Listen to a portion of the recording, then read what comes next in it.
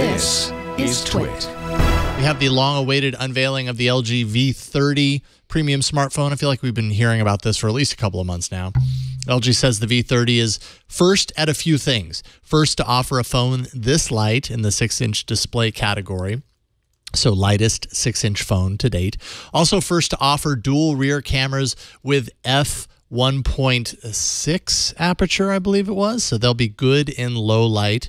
The phone doesn't have its own voice assistant, but relies on Google's assistant, which is good. LG even worked in device-specific control via Google's assistant. So you could say, okay, G, take a wide-angle selfie, and it would know what to do with that. I think that's a first. Because I haven't heard of Assistant really being tailored to devices specifically in that way. Yeah, device control. Because you could ask Siri to take a selfie, and sometimes she even does it when you ask her. I don't know if I was to ask Assistant to take a selfie, I don't know if it would necessarily do that. But if well, I guess I could try it. What do you think? And I'll try it. What do I think of the LG phone? Well, if you have a bunch of LG appliances, I think that is great because it will work with like your washer and dryer so that, you know, your phone can talk to your clothes, which is awesome. Who doesn't want their phone to talk to their clothes?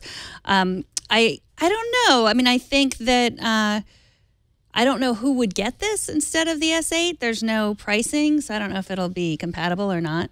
Have you figured it out? You going to try it? Yeah, comparable. The pricing's probably going to be, I mean, to the S8, it's probably going to be comparable. This is definitely LG's like premium smartphone for the year, and it's definitely going to hit U.S. markets and other markets, but it's South Korea. It's going to start there. It's September 21st. But yeah, without pricing, I mean, last year's the V20, I believe, was somewhere around $800. So it's a pricey phone. You know, it's their top line. Let's see if I can do this here. So what is it? Take a selfie. That's the action. That's what it is for Siri. Try to Google. Take a selfie.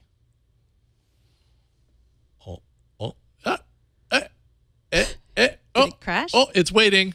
Okay, yeah, it's take a selfie. All right, it took a little while to get there, but it did it. But it did it. Oh my gosh, okay, so then I'm curious to know: is the customization the fact that the example that they gave was wide-angle selfie? Right. I don't know. Like, I guess I need to know what the wide-angle selfie feature of the LG V30 is. But if that's an actual customization, like that makes sense on a V30 and not on any other Android smartphone, that would be the first that I remember of hearing someone customize Assistant around like a hardware function. So I guess that's something. It is something. Have you ever used an LG phone regularly? I mean, no, not really. I mean, well, let's think about this. The Nexus 5 was LG. The Nexus 5X is LG. That works. So I mean, well, okay. So when you go to towards the Nexuses, the Nexus 5 was one of my all-time favorite phones. But that was built with Google's input, and it would just happen to be manufactured by LG. That was a great phone. LG's other phones, like their V20 and the V series, I mean, I've tested them. I haven't lived with them for a super long time. I don't know why. Just doesn't hold my attention. Or I review too many phones. Probably the latter. The Moto X is back, speaking of phones, with Motorola's new Moto X4 smartphone. Though it's not following the bezel-less trend, it does offer dual rear-facing cameras, one 12-megapixel and a wide-angle 8-megapixel, both at f2.0 aperture, so likely not the best when it comes to low-light performance.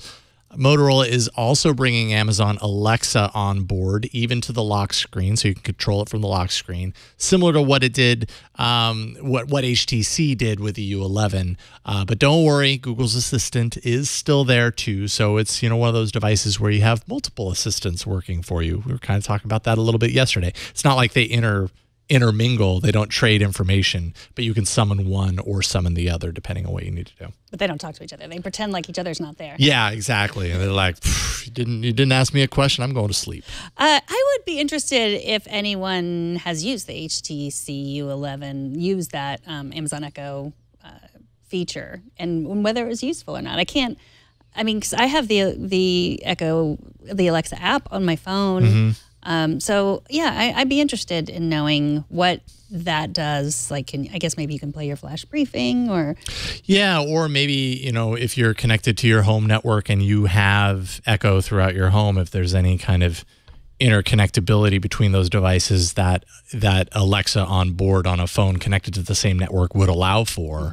You know, because I know, like with my assistant on my phone, when I'm at my home in my home network, I can control Google Home from my phone with voice actions if I don't want to do it just through the Google Home itself. So there's a little bit of interconnectivity. So maybe it kind of hinges on like what do you have at home? Do you have a Google Home? Great, assistant's on board and you can control it and interconnect with that. Do you have an Echo or Echo Series device? Then you could do that here as well. Maybe something like that, or expanded shopping functions, that sort of stuff. So they did give a price. They said 399 euros, which is $475 or thereabouts. So that's pretty good. Yeah, nice. When you're talking about the other smartphones that are $1,000. Well, yeah, and I mean, this is definitely the X series used to be Motorola's top of the line back when Google owned Motorola. Now it's kind of the mid-range, one of the mid-range categories. The Z series is kind of their premium top of the line. So those are going to be priced more, have better specs. In this case, you get Snapdragon 630 chip instead of the Snapdragon 835 processor, which is what all the premium Android devices have right now. 5.2-inch 1080p display instead of like a 4K or a UHD display, and a few other things. So definitely mid-ranger for sure. No Moto Mod support either. So if you want to get into the modular stuff that Motorola's doing, you can't do that here. You can, however, take a panoramic selfie. A pano selfie? A wide-angle selfie? Well, is that different than a panoramic? Is a wide-angle selfie the same as a panoramic selfie? I don't know. I mean, I guess it depends, yeah. I mean, like, the first thing I was like, does that mean, like, you're like, let me see my whole body? No, but it's probably like you're in front of the Grand Canyon and you're like, ah. Yeah. I remember there was a Huawei phone. It wasn't called a Groovy. No, it was. They called it a Groovy.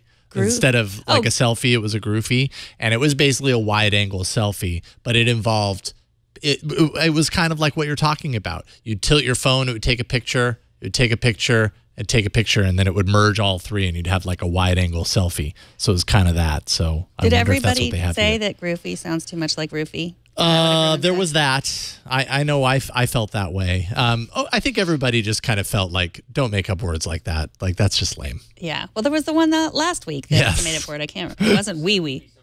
It was a wee. Bothy. Bothy. Yeah. Bothy. See, they just can't help themselves. No. They got to make up their own words.